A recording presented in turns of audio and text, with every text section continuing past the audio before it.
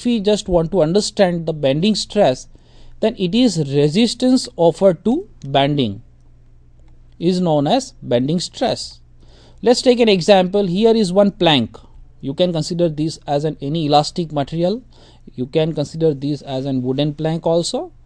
Now what happens if we apply the load like this? These are point load, or you can also consider this as a shear force. You can consider that it is a plank which is simply supported and you just go on standing on it. What will happen? That it will bend. So resistance offered by this plank against bending is known as bending stress. Later on you will be learning about bending stress distribution diagram also. Torsion. Now this is an interesting phenomena. What happens is that we twist the material. We can take an example of twisting of a straight bar when it is loaded by moments. Up till now the forces which we applied were direct forces in form of loads. But what happens when we apply the force in like moments? They are also known as torques that tend to produce rotation about the longitudinal axis of the bar.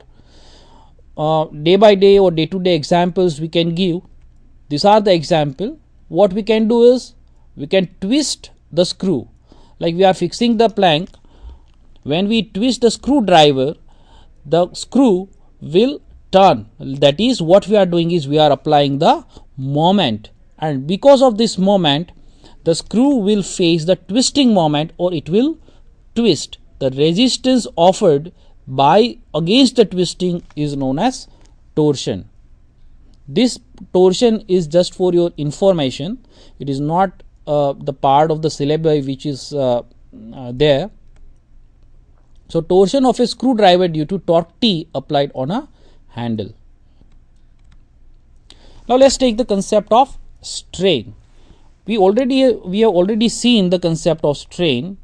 That is when we apply the stress, that is direct force. Two types of phenomena, or rather we can say example which we have seen. That is when you pull, the length of the bar increases. When you push, the length of the bar decreases. So that is an important phenomena which we need to understand, that whenever we apply the force, that is when the body is subjected to some external force, the same thing, there is some change of dimension of the body. That is, dimension of the body gets changed. The condition is that external force must be sufficient to change the dimension. If you just take an example, if you take the very metal bar and if you try to pull it by hand, then it may not change in dimension. Though again the condition is the external force must be sufficient to change the dimension. So here we are assuming that the force is sufficient which changes the dimension of a body. So to find out the strain, this is the definition of strain. The ratio of change of dimension of the body to the original dimension is known as strain. Usually we denote strain by E, or in some of the reference book it is also mentioned as epsilon. E is more conventional and rather easy to use. So we will be using E as a strain, that is small e as a strain throughout our presentation. As it is a ratio of two lengths, strain is dimensionless. There is no unit for it. To understand the strain, let's take an example. Here is one, you can consider this as a hook or ceiling rather. Over this ceiling, what I have done is one cylindrical surface or cylindrical bar is suspended. It is having length L. Now what I am doing is I am applying the pull. It is fixed at the top. So it will not come out of this ceiling. It is rigidly fixed. There is no chance that it will come out. Here I am applying the pull. So obviously what will happen, that under the load P, its length will increase. So this is the change in length delta L. So initial length was L, now it is changed to L plus delta L. So total change in length, or we can say change in dimension, is delta L. So if we want to find out strain, then equation will be strain is equal to delta L, that is change in dimension. Here we are applying the pull, so length increases, so delta L upon L, and L is nothing but it is our original dimension. And as both the values are having lengths, it will be unitless. Now, just like stress, we may have different kinds of strains. Maybe that strain may be tensile strain, compressive strain, or we may have volumetric strain also. And of course, if we apply the shear stress, then the type of strain developed is known as shear strain. Let's just briefly touch each and every type of strain. So when we apply the tensile force, if there is some increase in length of the body due to external force, it is known as tensile strain. So here, to increase the length of the body, or let's say increase the length, then we need to apply the tensile force. So whenever tensile stress is there, the type of strain which we will get is tensile strain. Similarly, if there is some decrease in length of the body due to external force, then it is known as compressive strain. To decrease the length, we have to apply the compressive force. So whenever compressive stress are there, what we get is compressive strain. The ratio of change of volume to the original volume is known as volumetric strain. Now obviously, whenever the dimension of any object changes, its volume also gets changed. That is, when you apply tensile force, then its length increases, but its cross-sectional dimension decreases somewhere and its volume gets changed. So sometimes we may also need to find out the change in volume, or rather volumetric strain. The strain produced by shear stress is known as shear strain. Now let's try to understand the relation between stress and strain. This is an important relation to understand the strength of material. In the beginning, I already mentioned that stress is proportional to the strain. Here we are following the Hooke's law. The Hooke's law suggests that, or said that, within elastic limit, stress is directly proportional to the strain. Now what is this elastic limit? That also we need to understand. That is, after elastic limit, that if we take elastic material, then the meaning of elastic limit or elastic material is that when we release the force, we go on applying the force like this, and when we release the force, if the material gets into original shape and size, that is, its cross-sectional dimension, or rather its length and cross-sectional dimension will become as it is, or material is as it is, then it can be considered as an elastic material. So this happens up to elastic limit also. You can take an example of any element like eraser, and if you go on pulling it out, then you can clearly visualize the change in dimensions. But when you release it, it will become the same object as before. So that happens only within elastic limit, and up till that, the stress is directly proportional to the strain. So here, this is what we are having. Stress is directly proportional to the strain. So if we take the constant, then stress is equal to E, that is capital E into small e. Now what is this capital E? This capital E, we can also write it down. If we write it down like this, then E is sigma upon E, or stress to strain. E is the ratio of stress and strain, which is known as modulus of elasticity, or popularly also known as Young's modulus. So for any material, this E is always constant up to elastic limit. As sigma and E, that is stress and strain, are directly proportional to each other, this ratio is always going to be constant. That if stress increases, strain also increases, and because of this the value of E becomes constant for various materials. Now let's try to understand through the curve, stress strain curve.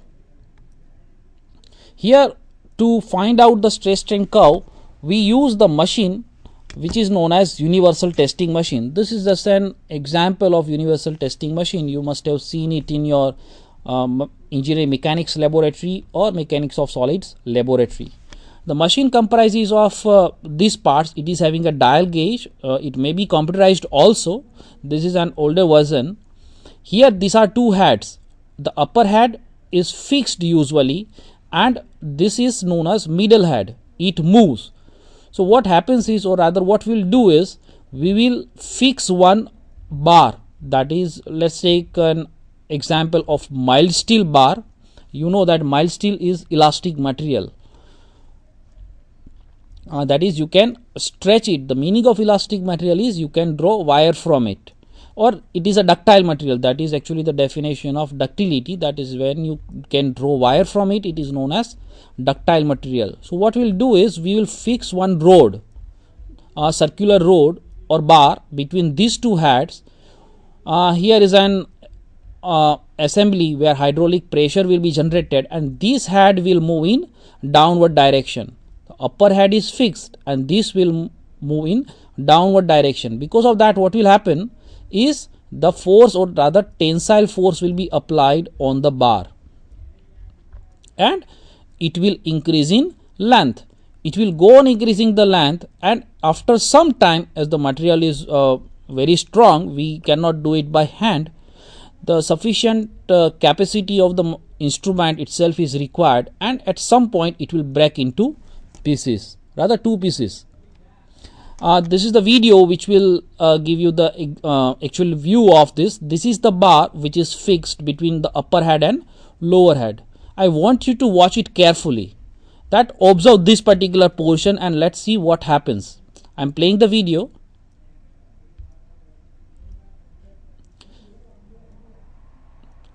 Here what is happening is, now the machine is started and it is actually applying the force. As you can see that here clearly visible formation is there, the length is increased and cross sectional dimension is decreasing.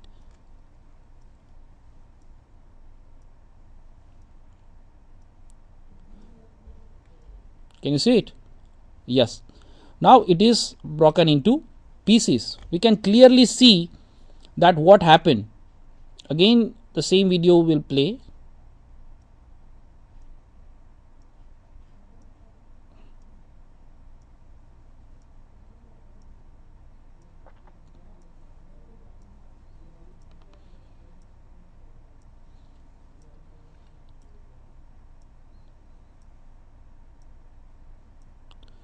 Okay, now it's broken into pieces.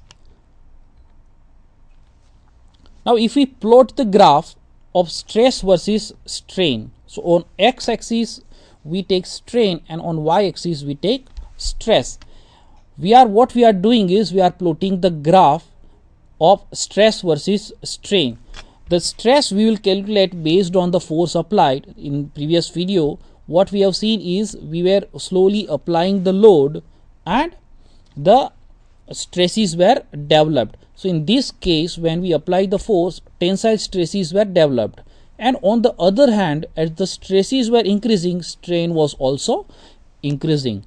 So if we plot those values, this is what we will get. So initially this is what we will get is a straight line, as we know that stress is proportional to the strain. So it means that when we plot this value, we must get the straight line. But this can happen only up to the limit of elasticity or elastic limit. So up to elastic limit, what we will get is a straight line like this. Now what happens after that, that the material up to this, that is after this, so again if I release the load, then material will gain its original shape and size. That is the meaning of elastic limit. Now after this, again if you want to see, then if you drop this, this is this particular triangle is known as elastic state of material. We can find out this angle also, or rather the slope of the line will give us the elastic constant, Young's modulus or modulus of elasticity. E is nothing but it is ratio of stress and strain. So up to elastic limit this ratio is going to be constant. E is nothing but the slope of this line. Now after this what will happen is we can clearly see the change in dimension. Again, of course, it is not possible to see this change through naked eye. We need to use the simulation or computerized machine or UTM to see this view or this particular change in length. But slight clear visible change in length will be there. As you can see, slight curve is there. One side it is up, another side it is down. This particular line or these particular points are known as yield stress points. Here we are having two peaks, one is upper peak, another is lower peak. So the upper peak is known as upper yield point and lower peak is known as lower yield point or lower stress point. After this the material is no longer elastic, meaning when we release the load it will not come into its original shape and size, and also the less load is required to get the deformation. So graph will not follow a straight line but rather it will be in form of parabolic arc. It will reach, again to break the material you definitely need to go on increasing the load. So up to certain point it will reach the maximum load which is known as ultimate stress point, and after that you don't need much load to break the specimen rather, and what you get is known as breaking stress point. That is, this particular point the material will break into pieces. Here this particular point you will be able to see the neck formation, that is you have seen that its cross sectional dimension, that is the bar which we have seen in the video, was reducing, or rather its cross sectional dimension were reduced at some point. That will be clearly visible only after the ultimate stress or after ultimate load. So after ultimate load it will be clearly visible to you that neck is formed, and once it reaches to the maximum it will not need much load and ultimately it will fail.